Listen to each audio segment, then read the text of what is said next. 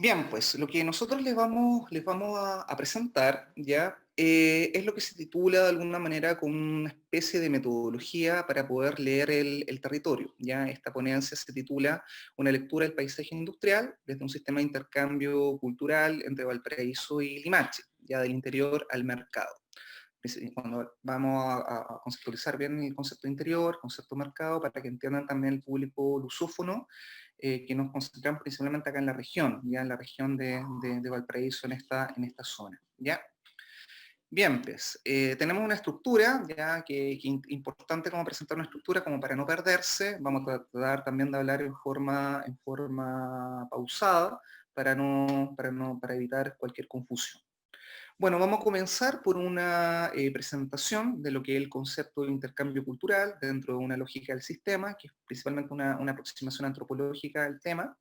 En segundo lugar, vamos a pasar a lo que es concretamente el tema industrial y ver cómo el tren funciona con esta ida y vuelta para poder entender el viaje de Valparaíso a Limache y de Limache a Valparaíso y cómo en esa ida y vuelta llegamos finalmente a un último punto que es lo que se conoce como el mercado puerto. ¿Ya? Bien. Cuando nosotros hablamos de sistema de intercambio, y no solamente apunta a lo que es la mercancía, es principalmente entender cómo hay ciertos elementos que son bastante sugerentes, asociados principalmente a ciertas premisas, ¿ya? Aquí tenemos tres premisas que nos acercan a una primera noción, y de esa noción llegamos a una definición conceptual sujeta en tres planteamientos antropológicos que nos dan ciertas referencias para poder acuñar esta idea del sistema de intercambio cultural o cómo a través de un sistema de intercambio cultural se puede leer un territorio. ¿Ya? Lo primero es entender de que los intercambios se inscriben dentro de un sistema cultural, ¿ya? Y ese sistema cultural va asociado a un territorio, se contextualiza en un territorio y se lee a través de estas prácticas que se ejercen, que los diferentes sujetos ejercen sobre este territorio, de venta, de compraventa, de dichos populares, de fiestas, de prácticas, entre otras. Lo segundo es darnos cuenta que el componente cultural que está al interior de este sistema de intercambio también reside en estas distinciones que uno puede observar y al mismo tiempo diferenciar entre lo que se vende, lo que se da y lo que no se puede ni vender ni dar y que finalmente se transmite. Y es ahí donde la cultura finalmente toma cuerpo, ¿ya? Siguiendo un poco las palabras de un antropólogo francés, el señor Maurice Godelier. Y en tercer lugar, es meterse ya en un nivel mucho más preciso en cómo accedemos a esta dimensión y ahí emergen estas nociones de ruta y de recorrido que nos dice que finalmente a través de la ruta y del recorrido develan el sentido cultural que está en el paisaje, ¿ya? Y que claramente es de una manera muy simbólica, ¿ya? Nos permite ver un poco, diferenciar lo que son estos distintos intercambios, ¿ya? Que es importante como mencionar. Nos apoyamos de alguna manera en tres referentes, ya que son referentes bastante clásicos. Ustedes pueden ver el primer referente, que es el señor Bronislav Malinowski, ya que para los años 40, junto a un antropólogo mexicano, el señor Julio Lafuente, hicieron un estudio en el Valle de Oaxaca.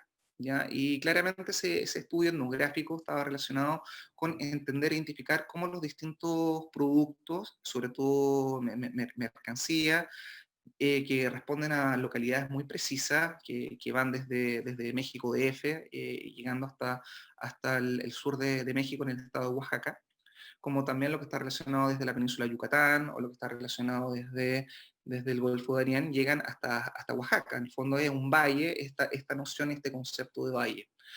Tenemos un segundo trabajo que se hizo en los años 60, ya el antropólogo peruano, el señor José María Arguedas, ya que trabajó mucho en lo que es la Feria Huancayo, y claramente a través de la Feria Huancayo también logró identificar estas diferentes unidades de intercambio asociado a la inscripción territorial, ¿ya? Que nos permitiría conectarnos con un valle, con una quebrada, con las diferentes zonas que geográficamente transitan entre lo que es la alta montaña, lo que es el valle, lo que es la costa, y cómo el Huancayo de alguna manera se transforma en esta lógica, este sistema de intercambio.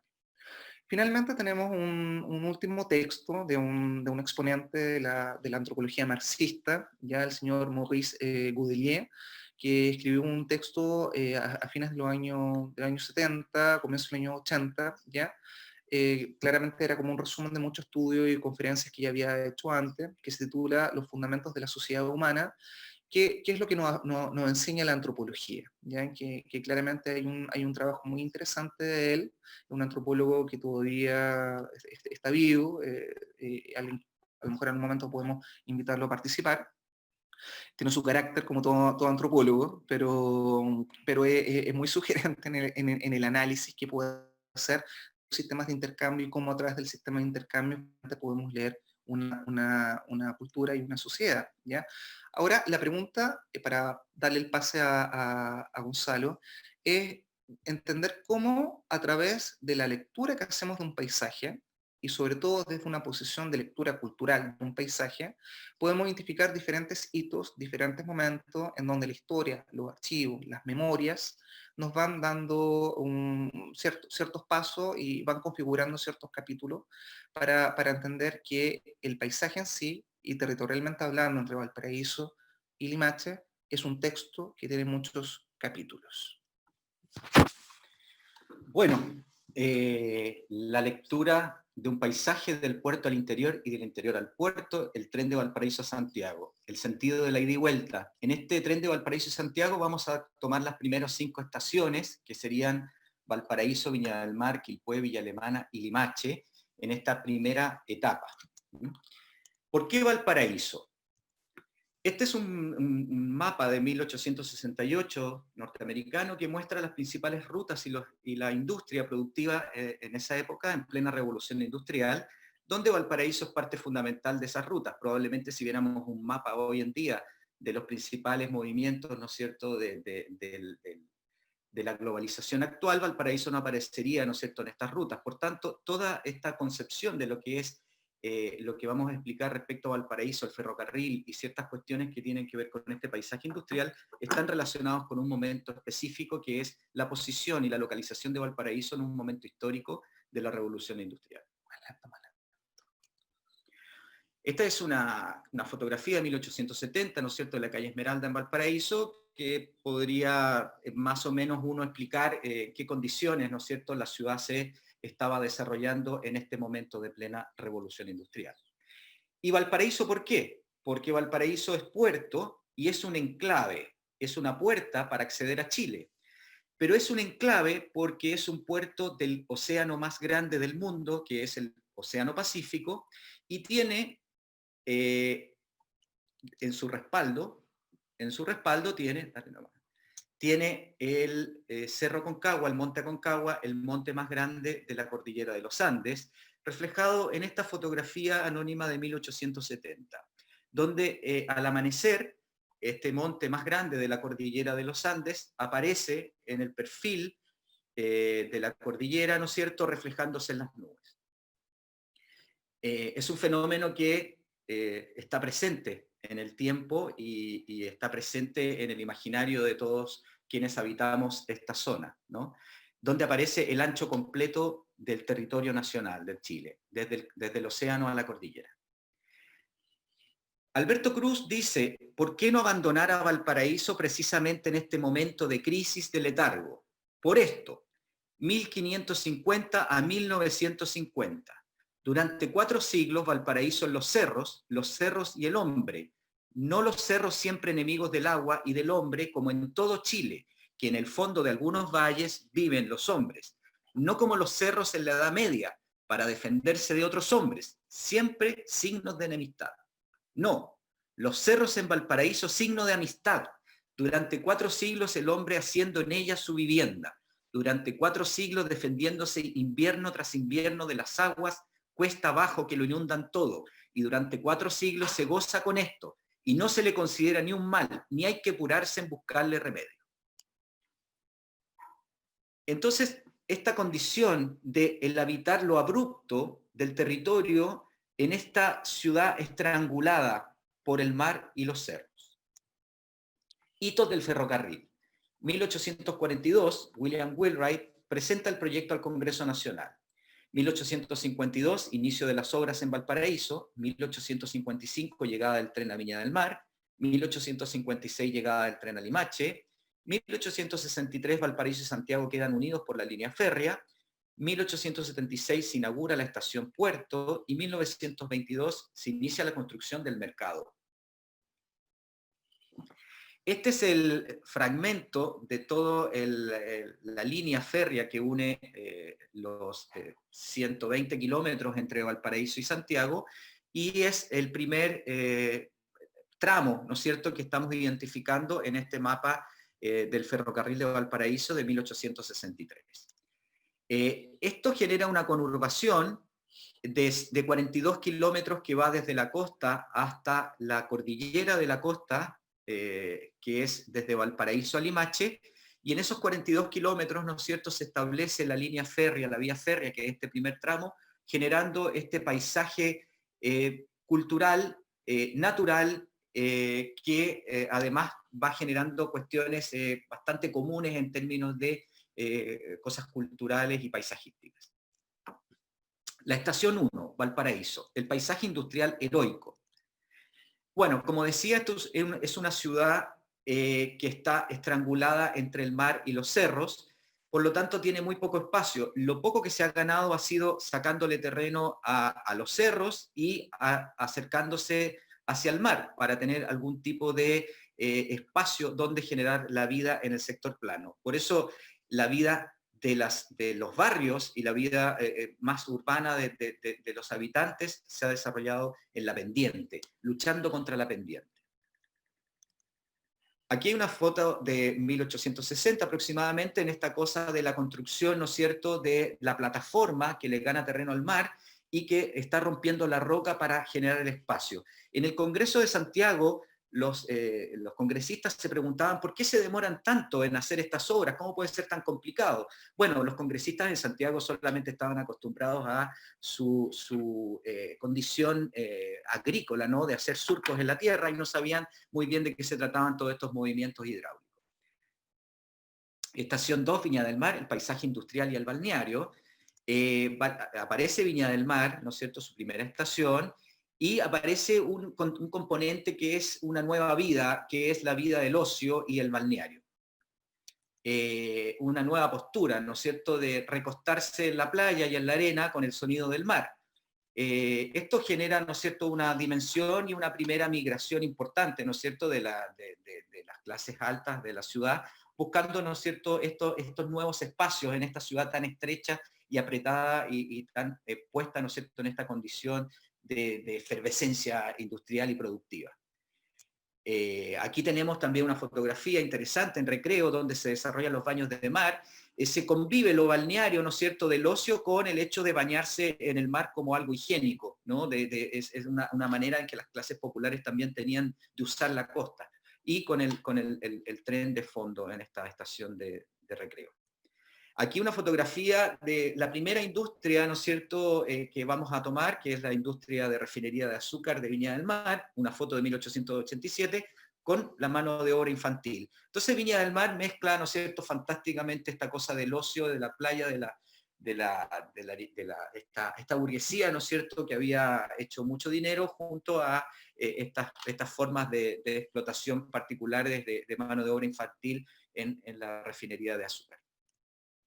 Aquí tenemos una foto fantástica del sector de Salinas, cuando se construían los bloques para el molo de Abrigo en 1902. Todo este sector, ¿no es cierto?, que hoy día está transformado en una cosa completamente distinta, que es esto, ¿no es cierto?, donde solamente queda la expresión de ese muelle, y bueno, cuando uno era chico veía algunas líneas férreas que pasaban por los orientes, pero ya ahora está transformado en esta condición del turismo de costa. La estación 3, Quilpué, el paisaje industrial, el sol y la salud. La ciudad de Quilpué, al ser el valle interior, tiene un sol particular. Es una ciudad que históricamente, desde los pueblos aborígenes, tiene una relación con la salud, con mejorarse. Ahí llegaban las personas que tenían afecciones respiratorias, de tuberculosis, ¿no es cierto?, por el clima favorable que esto tenía.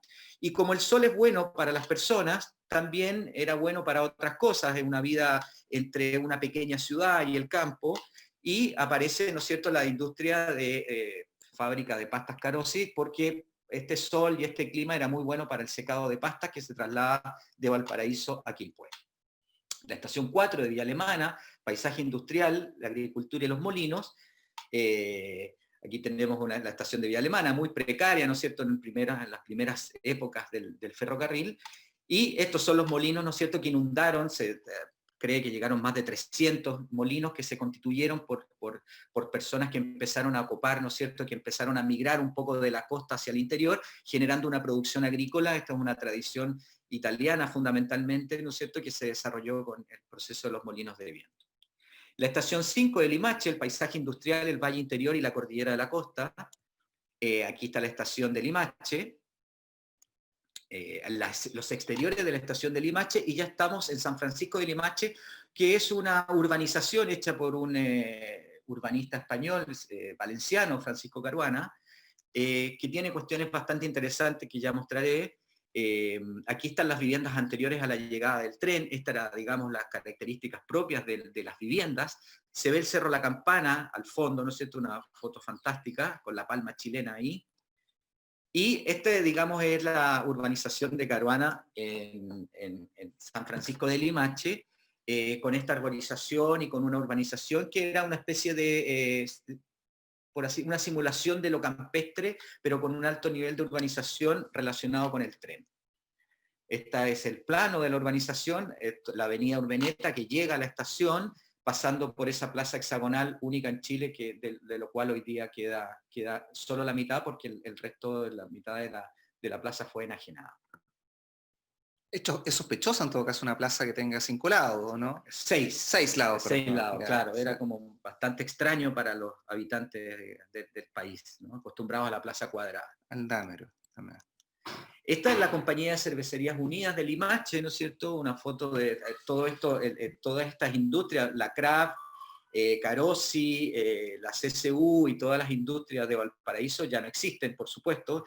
Por eso fue tan interesante también cómo esta primera, la exposición de Pablo, ¿no es cierto?, cómo nos dio este contexto de cómo fueron desapareciendo todas las industrias productivas que existían y que fueron quedando en estos edificios solamente como rastros, ¿no es cierto?, de un pasado puesto en una condición global.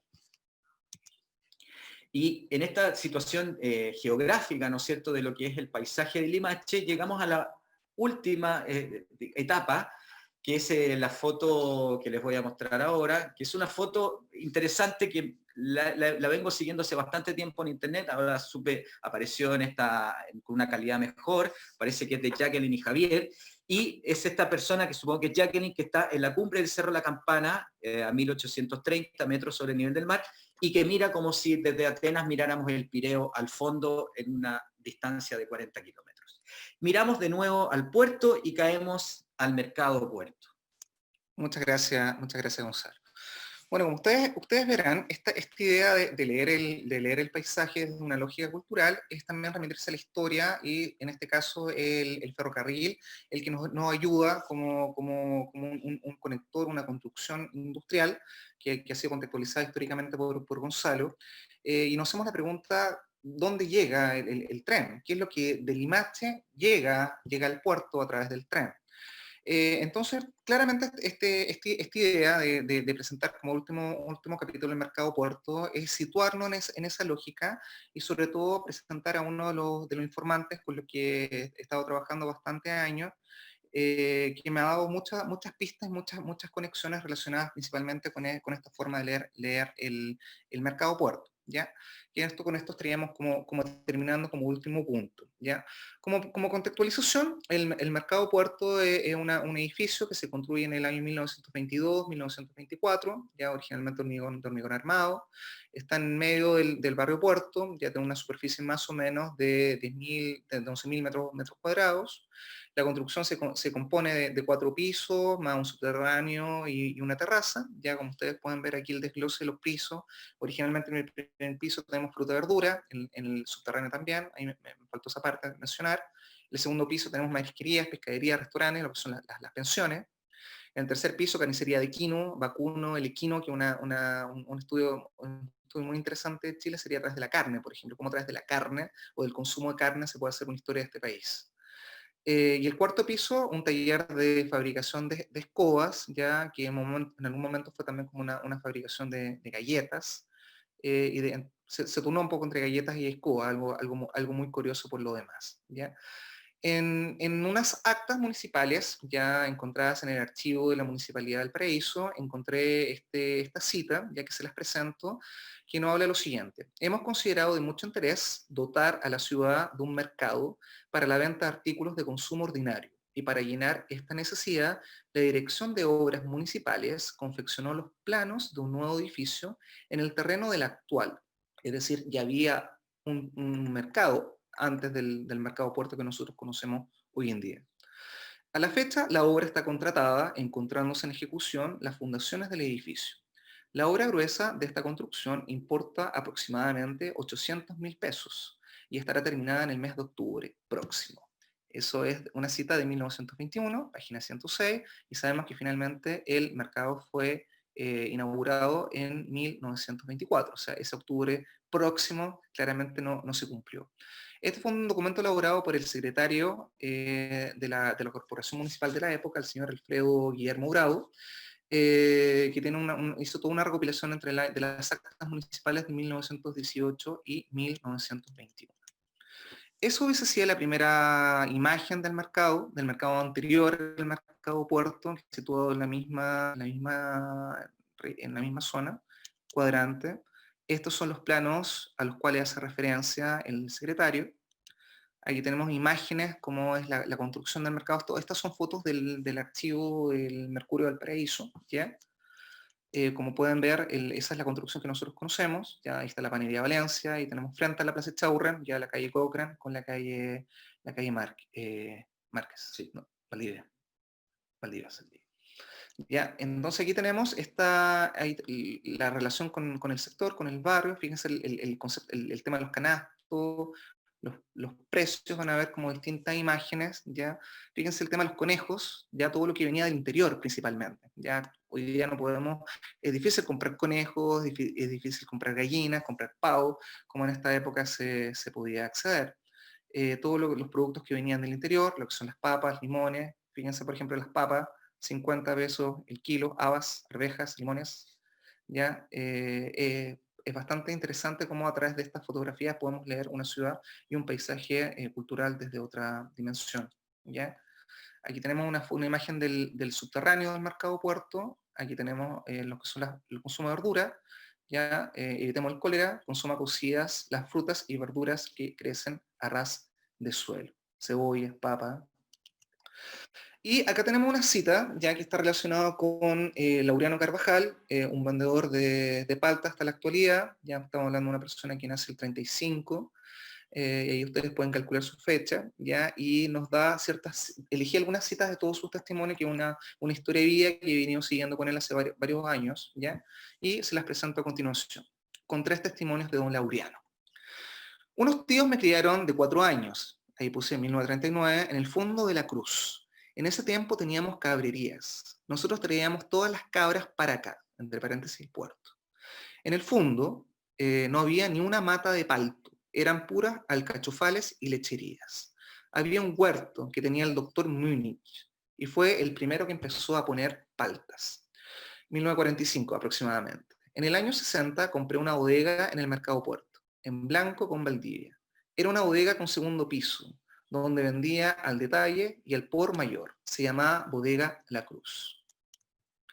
Yo empecé en tren a trabajar. Yo trabajaba y el día sábado me tomaba un tren que pasaba por La Cruz a la 1, o 1 de la mañana, y llegaba a la estación Puerto con unos bolsones y canastos, y ahí habían unos con gorros y me llevaban para el mercado.